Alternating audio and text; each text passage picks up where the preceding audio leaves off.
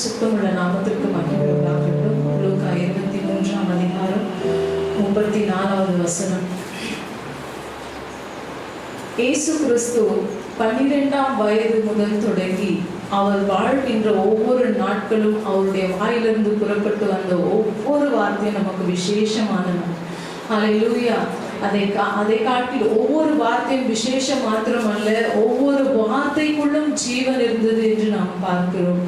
அந்த ஒவ்வொரு வார்த்தைகளிலும் மிகவும் முக்கியமான ஒரு 7 வார்த்தை. அந்த வார்த்தையிலே முதலாவது வார்த்தைகளை பேசும்படிக்கு தேவன் பாராட்டின அவருடைய கிருபைக்கு நான் அவருக்கு நன்றி செலுத்துகிறேன். இந்த நாளிலே கூட அந்த 34வது வசனம் சொல்லுகிற பிரகாரமாகவே நாம் கடந்து போகலாம். அப்பொழுது இயேசு, பிதாவே இவர்களுக்கு மன்னியும், தாங்கள் செய்கிறது இன்னதென்று அறியாமல் செய்கிறார்கள் என்றார். அவருடைய வஸ்திரங்களை அவர்கள் பங்கிட்டு சீட்டு போட்டுக் கொண்டார்கள் என்பதாய் கூட தேவன் வாழ்ந்த ஒவ்வொரு காலகட்டத்திலும் இந்த நாளில நம்ம 2025ஆம் வருஷம் வரைக்கும் நம்ம கடந்து வந்துட்டோம். ஆனாலும் கூட எத்தனையோ 30 கோடி தேவர்கள் இருந்தாலும் கூட இயேசு கிறிஸ்து என்ற ஒரு நாமம், அந்த நாமத்தின் மகிமை மேன்மை இதுவரைக்கும் நாம் பாராட்டுகிறோம் என்றால் இந்த ஒரு வார்த்தையை நாம் முன்பதாக வைத்து கூற முடியும்.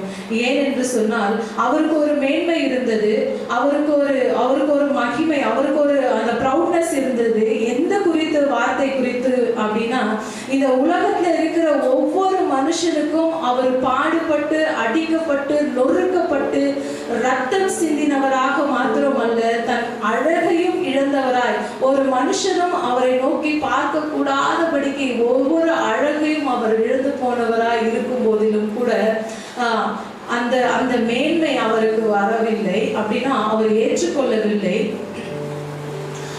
எல்லா நேரத்திலும் எந்த மாதிரி சூழ்நிலை அவருக்கு வந்திருந்தாலும் கூட ஒரு போர் சேவகன் அந்த இடத்துல மரிச்சிட்டாரா இல்ல உயிரோட இருக்கிறாரா என்று பார்க்கும்படிக்கு அவருடைய விழாவில் அந்த ஈட்டி எடுத்து பாய்க்கும் போது கூட அந்த ஈட்டியில அந்த இருதயத்திலிருந்து அந்த விழா எலும்பிலிருந்து ஒரு சொட்டு ரத்தமும் ஒரு சொட்டு துளி மீந்தி இருக்கிற அந்த தண்ணீரும் கூட வந்து கீழே விழும்படிக்கு அது நமக்காக சிந்தின போதிலும் கூட அந்த மேன்மையை குறித்து அவர் மகிமை பாராட்டவில்லை. ஒரு காரியம், அவருடைய நாமத்தை இன்று வரைக்கும் நம்ம மகிமை பாராட்டுறோம். அது என்னன்னா, அப்பேற்பட்ட சூழ்நிலையில கூட அந்த மனுஷனுக்காகவும் நமக்காகவும் தேவன் சொல்லக்கூடிய ஒரு வார்த்தை, பிதாவே இவர்களை மன்னிங்க.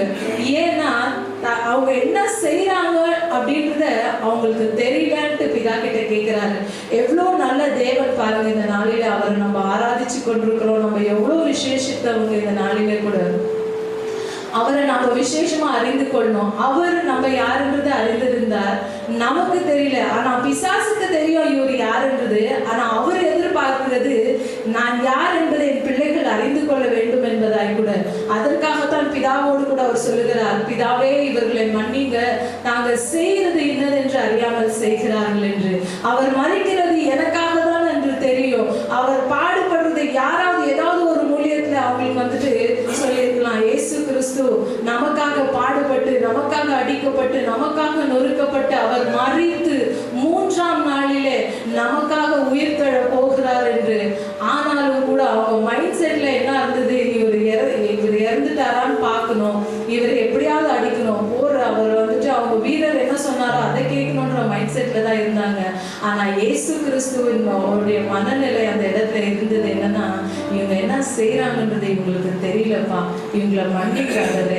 அந்த ஒரு மன்னிப்பு, அந்த மீட்பு இந்த நாள் வரைக்கும் நம்மளுடைய வார்த்தையிலிருந்து அவருடைய நாமத்தை, நம்மளுடைய வாயிலிருந்து அவருடைய மேன்மையை நம்ம பாராட்டுறோம் இந்த நாளில் சொன்னாக்கா கூட, நம்ம பாவிகளா இருந்த போதிலும் கூட அவர் நமக்காக பரிந்து பேசினது நிமித்தமாய் தான், அவர் நமக்காக இறங்கினது நிமித்தமாய் தான். நம்ம செய்த பாவங்களுக்கு பிதாவானவர் கோபம் கொண்டு அவங்களை அழிக்கும்படிக்காக அவர் சொன்னார், மரத்தை வேற அருகே கோடாரியை வைத்துக் கொள்ளுங்க.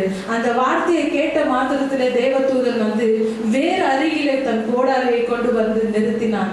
ஆனாலும் அந்த இடத்துல இயேசு கிறிஸ்து சொல்லுகிறார், இந்த ஒரு வருஷம் இருக்கட்டும் அல்ல, அடுத்த வருஷத்துல அது கனி கொடுத்துரும் என்பதாய். அவருடைய இருதயம் எப்படியாவது நம்மளை மீட்டு கொள்ளணும், எப்படியாவது அவருடைய பக்கமாய் திருப்பி கொள்ளணும். நம்ம சிந்தின ரத்தமும் நமக்காக அவர் பரிந்து பேசின காரியம் வீண் போகக்கூடாது என்பதற்காக தான்.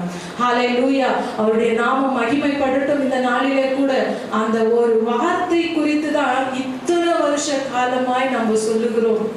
நம்ம இந்த நாளில் ஆராதிக்கிறோம், தேவனுடைய நாமத்தை மகிமைப்படுத்துகிறோம். அந்த நாமத்தின் மகிமை மேன்மை என்னவென்று முதலாவது நம்ம பார்க்கிறோம்னா, அவர் நமக்காக பரிந்து பேசின இந்த மீட்பின் மன்னிப்பு, நமக்காக மன்னிப்பு கேட்கிறார். அவர் மன்னிப்பு கேட்கணுன்ற அவசியமே இல்லை, பாவிகளுக்காக தான் மறித்தார். அவர்கிட்ட ஒரு குற்றத்தையும் நம்ம பார்க்க முடியாது. பிலாத்து கூட கையை கழுவி விடும்போது அவர் ஒரு வார்த்தை சொல்றாரு, இவரிடத்துல நான் ஒரு குற்றத்தையும் காணேன், இவருடைய வருத்தப்படி எனக்கு வர வேண்டாம் என்பதாக கூட சொல்றாரு. ஆனாலும் கூட அந்த ஜனங்க பரபாசுக்காக அடிக்கப்பட்டாருன்னு கூட அந்த உணர்வு இல்லாம சொல்றாங்க, இவன் சாக வேண்டும், அவன் கொல்லப்பட வேண்டும் என்று சொல்லி.